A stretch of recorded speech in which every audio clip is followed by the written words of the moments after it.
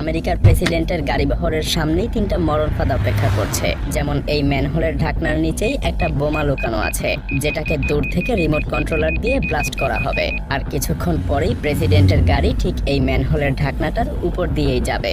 এটাই কিন্তু একমাত্র বিপদ না, এর ঠিক দূরেই আরো একটা বিপদ অপেক্ষা করছে। আবছা আলোর একটা রুমে অবস্থান নেওয়া এক স্নাইপার ওত পেতে বসে আছে প্রেসিডেন্টকে গুলি করার জন্য। আরো কিছুটা দূরেই বন্ধ একটা রাস্তায় কালো গ্লাসের একটা ভ্যান পার্ক করা আছে।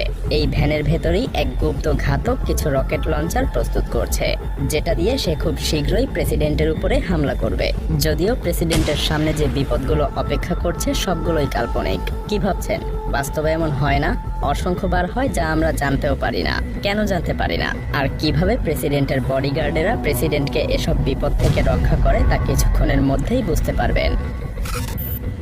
প্রেসিডেন্ট যখন বোমা রাখা সেই ম্যানহোলের থেকে আরো 2-3 মিনিট দূরে, ঠিক ততক্ষণে বহরের সামনে থাকা একটা গাড়ি সেই বিপজ্জনক ম্যানহোল পার করে গিয়েছে, যেটাকে বলা হয় রাউট কার। পাইলট কারের সাথে এই গাড়ি এটা নিশ্চিত করে যেন রাস্তায় কোনো প্রকার বাধা বিপত্তি না থাকে। এর পেছনে থাকে বাইকের উপরে আরোহণ করা একটা দল, যাদেরকে সুইপার্স বলা হয়। সামনের গাড়ির সাথে থেকে এরাও নিশ্চিত করে যে রাস্তায় যেন কোনো বাধা বিপত্তি না থাকে। যাই হোক, সামনে থাকা এই গাড়িগুলো বোমাটাকে শনাক্ত করতে পারেনি। বাকি সিক্রেট এজেন্সির গাড়ির সাথে সাথে প্রেসিডেন্টের গাড়িটাও ম্যানহোলের দিকে এগিয়ে আসছে। যখনই প্রেসিডেন্টের লিমোজিন কার ম্যানহোলটা পার করে যায়, ঠিক তখনই এক সন্ত্রাসী রিমোট কন্ট্রোলারের বাটনে চাপ দেয়। কিন্তু কিছুই হয়নি। এর কারণ সেই রিমোট কন্ট্রোলারের সিগন্যাল কাজই করেনি।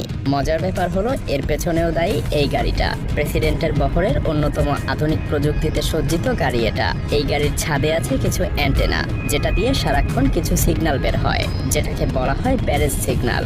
আসলে এই সিগন্যালগুলো এত বেশি শক্তিশালী যে আশপাশের আর কোনো রেডিও সিগন্যালই তখন আর কাজ করে না। অন্য সব সিগন্যালগুলোতে জ্যাম বেঁধে যায়। তাই প্রেসিডেন্টকে নিয়ে তারা নিরাপদেই এই প্রথম বিপদটা পার হয়ে যায়। কিন্তু সামনেই আছে স্নাইপার, এটা আরো বেশি ভয়ানক। এবার কি হবে? ইলেকট্রনিক কাউন্টার মেজার সাবারবান গাড়িটার পেছনেই প্রেসিডেন্টের গাড়ি, যেটার ডাকনাম দ্য বিস্ট। মজার ব্যাপার হলো, সেম দেখতে একই ধরনের দুইটা লিমোজিন থাকে। বাইরে থেকে দেখে কেউ বুঝতেই পারবে না যে কোনটা আসলে প্রেসিডেন্টের গাড়ি। লিমোজিনগুলোর পেছনেই আরো দুইটা গাড়িতে প্রেসিডেন্টের সবথেকে গুরুত্বপূর্ণ আর কাছের সিকিউরিটি গার্ডরা থাকে, যারা যে কোনো পরিস্থিতিতে প্রেসিডেন্টকে নিরাপত্তা দিতে প্রস্তুত। এদেরকে হাফ প্যাক বলা হয়। পরিস্থিতি যতই খারাপ হোক, এই সিকিউরিটি গার্ডগুলো কখনোই প্রেসিডেন্টের সঙ্গ ছাড়বে না। তারপরের গাড়িগুলোতে কাউন্টার অ্যাসাল্ট টিম থাকে, যাদের কাছে যে কোনো হামলা মোকাবেলা করার জন্য ভারী অস্ত্র থাকে। এটা হামলাকারী আর প্রেসিডেন্টের মধ্যে যেন একটা দেওয়াল তৈরি করে। ঠিক এই গাড়িগুলোর পেছনেই থাকে কন্ট্রোল কার আর সাপোর্ট কার। এগুলোতে প্রয়োজনীয় জিনিসপত্র আর প্রেসিডেন্টের নিজস্ব চিকিৎসক থাকে, কিন্তু তারা কেউই জানে না যে সামনে কি ধরনের বিপদ অপেক্ষা করছে। প্রেসিডেন্টের গাড়িবহর যখন সেই স্নাইপারের টার্গেটের জায়গায় এসে পৌঁছায়, স্নাইপার তখন সঠিক লক্ষ্যেই গুলি ছোড়ে। ঠিক এমন দৃশ্য 1963 সালের কথা মনে করিয়ে দেয়, যখন তৎকালীন প্রেসিডেন্ট জন এফ কেনেডি তার গাড়িবহর নিয়ে যাওয়ার সময় আততায়ীর গুলিতে নিহত হয়। সেই সময়ের পর থেকে প্রেসিডেন্টের লিমোজিন গাড়ি অনেক পরিবর্তনের মধ্যে দিয়ে গেছে। কেনেডির ব্যবহৃত সেই গাড়িটা 1961 সালের ভার্সন ছিল। এই গাড়ির ছাদ পুরোপুরিভাবে ফোল্ড করা যেত। কেনেডি নিজেই এমনটা চেয়েছিলেন, যাতে তাকে জনগণের আরো কাছের কেউ মনে হয়। কিন্তু ঠিক এই ডিজাইনটাই তাকে নিরাপত্তা ঝুঁকিতে ফেলে দিয়েছিল। তাই কেনেডির হত্যাকাণ্ডের পর এই গাড়িটাতে ব্যাপক পরিবর্তন আনা হয়েছিল। যেমন পুরো গাড়িটা বুলেট প্রুফ গ্লাস দিয়ে ঢেকে দেওয়া হয়েছিল, সেই সাথে এতে ব্যবহার করা হয় টাইটেনিয়াম আর্মর প্রোটেক্টর।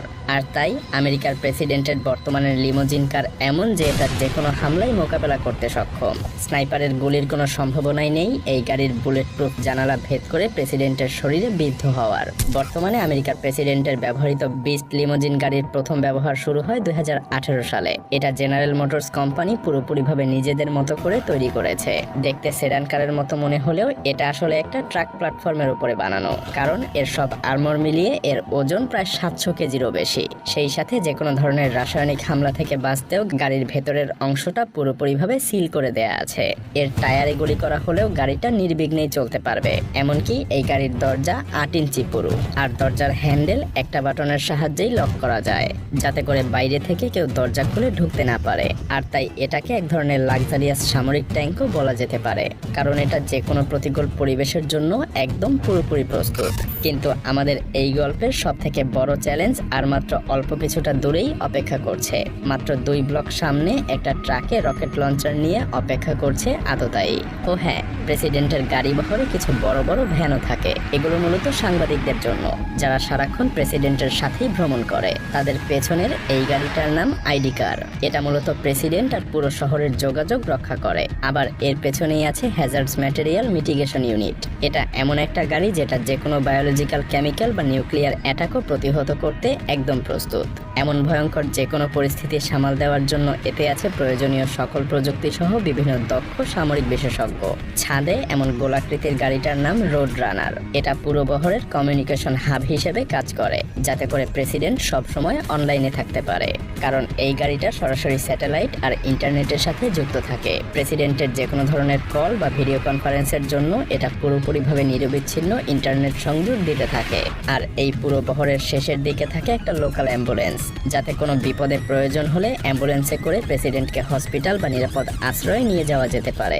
গাড়ি বহরের একদম শেষে লোকাল পুলিশের কিছু গাড়িও থাকে। তারা নিশ্চিত করে যে পেছন থেকে যাতে কোনো গাড়ি প্রেসিডেন্টের বহরে ঢুকতে না পারে। তো এভাবে প্রেসিডেন্টের লিমোজিন কার সেই ট্রাকের কাছাকাছি চলে আসে। দ্রুত এক ব্যক্তি ট্রাক থেকে বের হয়ে একটা রকেট লঞ্চার প্রেসিডেন্টের গাড়ির দিকে তাক করে। এমন পরিস্থিতির জন্য প্রেসিডেন্টের লিমোজিন কার আর ইলেকট্রনিক কাউন্টার মেজারমেন্ট গাড়িতে বিশেষ ধরনের স্মোক গ্রেনেড থাকে। যখনই এমন পরিস্থিতি আসে, স্মোক গ্রেনেডগুলো নিজে নিজেই ব্লাস্ট হয়ে গাড়ির চারপাশে পুরো ধোঁয়ায় ঢেকে দেয়। এই ধোঁয়াগুলো এমন বিশেষ কেমিক্যাল দিয়ে তৈরি যে এই ধোঁয়াগুলো হিট সিগনেচার যন্ত্র দিয়েও ধোঁকা দেওয়া সম্ভব না। তাই আরো আধুনিক গাইডেড মিসাইল হলেও সেগুলো টার্গেটে আঘাত করতে পারবে না। এভাবেই প্রেসিডেন্টের গাড়ি সর্বোচ্চ বিপজ্জনক সেই এলাকাও ত্যাগ করে। আসলে শুনতে কাল্পনিক মনে হলেও আমেরিকার প্রেসিডেন্ট বা বিশ্বের বড় বড় নেতাদের সাথে এমনটা প্রতিনিয়তই ঘটছে, যার খুব কমই মিডিয়াতে আসে।